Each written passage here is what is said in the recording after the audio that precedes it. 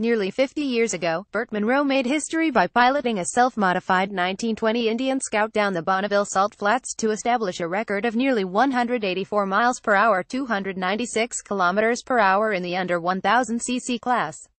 His accomplishment would stand as the fastest recorded time on an Indian and would become the basis for the movie The World's Fastest Indian.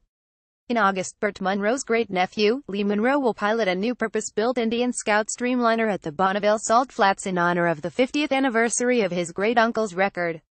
As it turns out, Lee has been the only one in the family to follow in his great-uncle's footsteps and pursue anything remotely related to motorcycles. This is his first attempt at racing across the Salt, but he's also raced in and won numerous mountain bike events, as well as motorcycle road and street races in his native New Zealand.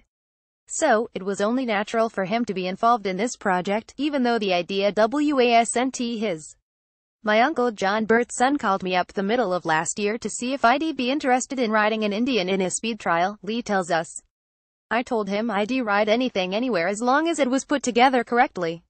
I didn't think anything more of it until he rang me up again last September and told me it was looking pretty positive and that Indian would be putting it together.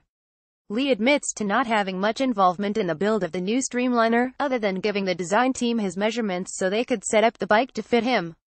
The actual design of the bike fell to Gary Gray, Vice President Product Development for Indian Motorcycle, who also headed up the team that designed the FTR 750 flat track racer, which is powered by a modified Indian Scout 60 engine. The Indian Scout streamliner has its roots in the larger production Scout engine that went from its stock 1,130 cc displacement to a reboard 1,300 cc, along with other changes. We modified the intake, heads, and exhaust to make 165 horsepower and 110 feet-lbs of torque, says Gray. But the biggest change is the addition of a partially streamlined body. We also lowered the bike, fitting land speed wheels, tires, and safety items to make it safe to ride and capable of reaching speeds close to that of Burt Munro's efforts in 1967. Gary is quick to point out that there are also some big differences between Burt's 1920 Indian and the new streamliner Lee will race, as well as the amount of time spent to build both. Burt bought the 1920 Indian that year and started modifying it in 1926. 41 years and 9 attempts later, he would eventually claim 3 world records, including the one that stands today. Burt also raced with a smaller displacement engine that started out at 600 cc and was eventually bored out to 950 cc. A team of 7 engineers at Indian Motorcycle worked for 8 months on the new streamliner, all of it on their own time.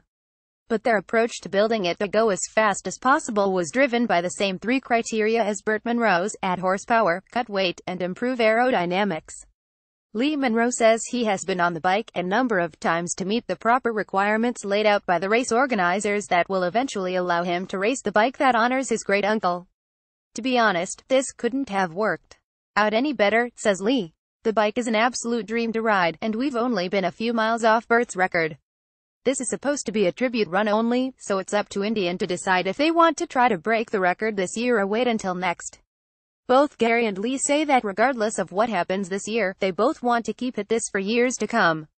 If they do, that means at some point we could see the next world's fastest Indian. View Gallery 11 images.